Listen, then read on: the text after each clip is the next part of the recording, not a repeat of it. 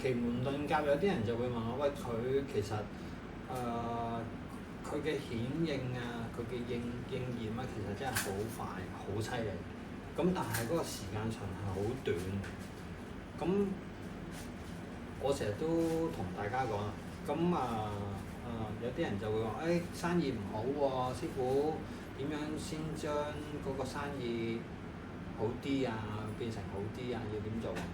咁叫佢做完一啲嘢之後咧，嗰個月真係 bling bling 衝咗上去。咁但係第3個月之後跌翻落嚟。咁點解會咁樣咧？因為唔可以話我哋係捉字蝨。咁但係你問嘅問題，奇門遁甲就話俾你聽點樣去處理。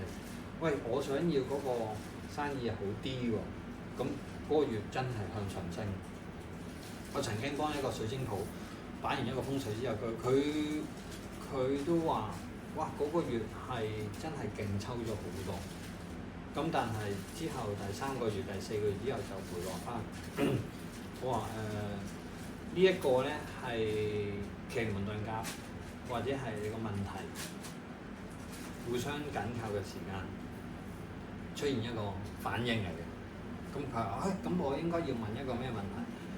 應該係要問我嘅生意如何做得更好，一天一天就向上。